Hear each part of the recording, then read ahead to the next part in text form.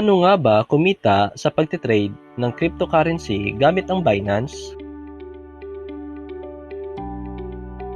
Meron akong ituturong 5 steps gamit ang Binance. Step 1. Registration. I-open lang ang inyong browser at pumunta sa binance.com tapos i-click ang register. Ilagay ang iyong email, password at i-click ang create account button. Step 2 ay verification. Sa verification, kailangan mo mag-take ng selfie at mag-upload ng iyong ID. Sa ID verification, pwede ang passport, government ID, at driver's license.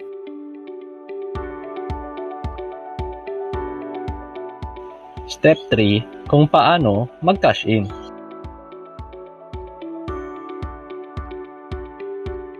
Sa pag-cash in, merong P2P, debit or credit card, at pag-transfer galing sa ibang wallet tulad ng coins.ph.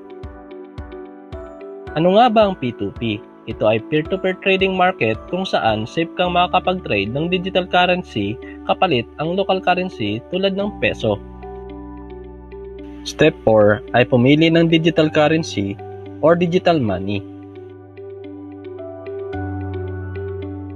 Maraming digital currency ngayon ang pwedeng pagpilian tulad ng Bitcoin, Ethereum, Litecoin, Polkadot, ADA at marami pang iba. Sa dagdag na kaalaman, pumunta lang sa coinmarketcap.com at tingnan ang iba't ibang uri ng coins. Step 5, aralin kung paano mag-trade. Sa homepage, i-click ang trade option at piliin ang classic or advanced. Pumunta sa buying section at piliin ang currency na gusto mo. Lagyan ng presyo at kung ilan ng amount na gusto mo, tapos i-click ang buy button.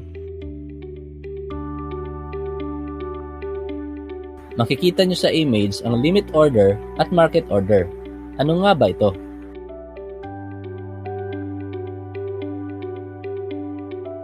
Ang market order ay bibilhin mo ang current price ng coin sa market at agad-agad itong mabibili. Limit order. Kung ang market price ng BNB to BTC ay 0.002 pero gusto mong bumili ng mas mababa, for example, 0.001, pipiliin mo ang limit order. Pag na-reach ang market price sa naset mong presyo na 0.001, ang iyong order ay ma-apply. Same lang din ang process sa pagsisell.